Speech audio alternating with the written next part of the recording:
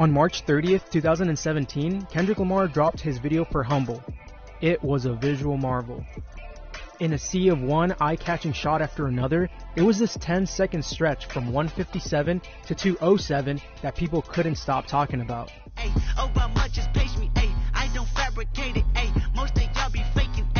Today, you can see these seemingly sporadic but precise movements in a bunch of projects, like Doja Cat's video for Boss B. Kago and Miguel's Remind Me to Forget, and J-Rock and Kendrick Lamar's Wow Freestyle. It suddenly seems like hip-hop can't get enough of this type of shot, captured by this robotic camera rig. Sick. But there was a time when this technology was mostly used for food commercials. To understand how the Cinebot went from food commercial staple to avant-garde music video tool, we've got to rewind a few decades.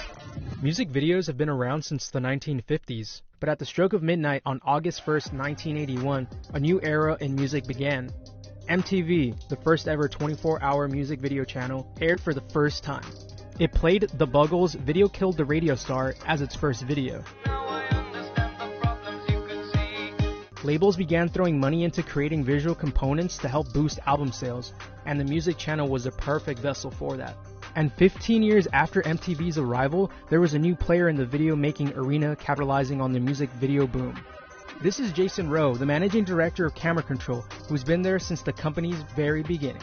Back in the day, all the big, Britney Spears, Justin Timberlake, all those big music videos we worked on. And they used motion control rigs, or Cinebots, to make it happen, though not exactly in the same way.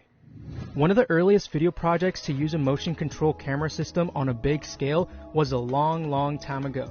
More specifically, in the original 1977 Star Wars movie.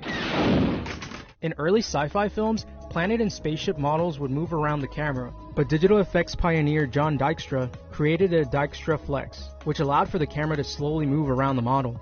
This better simulated movement while still keeping the shot perfectly stable.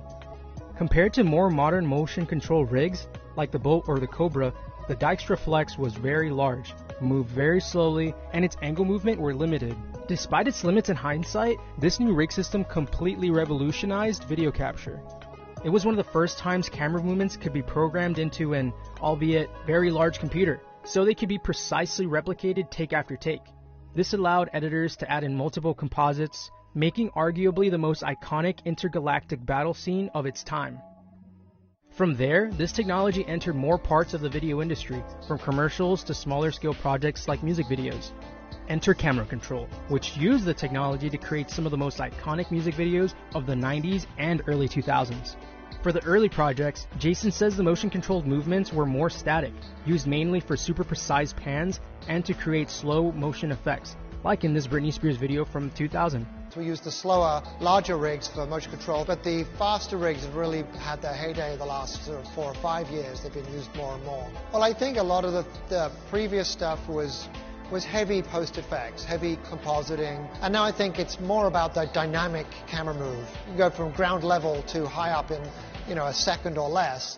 But this advancement in music video technology didn't come immediately. At the dawn of Y2K, the music video industry faced its own mini-apocalypse. The whole music industry was pretty much flipped upside down. Physical media sales were slowly becoming non-existent. Between 2000 and 2010, CD sales dropped $9.8 billion in revenue.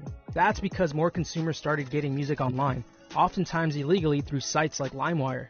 A lawsuit brought against LimeWire alleged that LimeWire alone cost record labels about $500 million a month in sales, and that users stole about 3 billion songs per month. There were now new sort of digital platforms for music, so the industry as a whole was very confused and just trying to figure itself out and reinvent itself. At the time, Jason says filming music videos back then was a lot more expensive.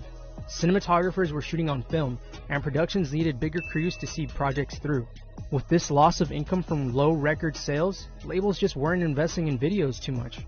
The slump in the music video industry really didn't affect us because we are involved in many other facets of the industry. We do a lot of feature film work, a lot of commercial work. During the early 2000s, Camera Control shifted its shoots away from music to feature films and commercials using Cinebots. And food commercials were and still are huge users of Cinebot technology. We do a lot of what's called tabletop shooting. And one of the main reasons why this technology is used in that part of the industry is the precise control that you have over the camera, especially when you're shooting at very high frame rates. High frame rates are used to prevent blur on fast-moving subjects, especially when you want to create slow motion effects. But you need a lot of stability to do it right. Imagine you're shooting at 1,000 frames a second and you're trying to track something falling through the air and splashing into a glass of water. Trying to do that by hand would be super, super difficult. Meanwhile, music videos were on the verge of a comeback. Labels finally found ways to comfortably capitalize on streaming in the 2010s with the help of the advertising industry and subscription services. As of 2018, streaming accounted for more than 75% of all music consumption, and ad revenue from streaming sites helped to refill industry pockets. At the same time, though, YouTube, a new platform, was moving past fun cat videos and babies biting their siblings. Record companies were finding new ways to capitalize on the seemingly endless exposure that online video had to offer. And with new video publishing technology came new video capturing technology. Camera Control would soon be back in the music video game. Music videos have come back in a big way for financial reasons and for technical reasons. Now you've got digital camera systems that have become super small, less expensive to purchase, less expensive to rent. And with less expensive technology and fewer financial restrictions, video directors like Humble director Dave Meyers reached out to Jason to push visual boundaries. That call would revolutionize not only Jason's business, but the hip-hop music video. Meyers' crew attached smaller cameras to Cinebots like the Boat or Cobra and programmed them to move electronically at super precise angles around a subject. The Cinebot's fast-moving tracking capability is the core of what makes Humble so iconic. After the video was released, the response was huge, not only to the video and the song, but to the camera work. After everyone sort of saw that video, we were getting calls in, a lot of people referencing that video for the type of movements that they wanted to do.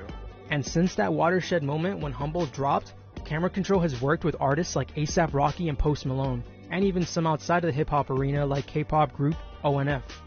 When properly executed, filming with Cinebots offers surreal, larger-than-life perspectives. Cinematographers can control speeds in the foreground and the background of any given shot. And because the camera is programmed to make and repeat precise movements, editors have multiple versions to play with after filming ends. It's this versatility that makes the motion-controlled rig so desirable, and why the technology will be around for the long run.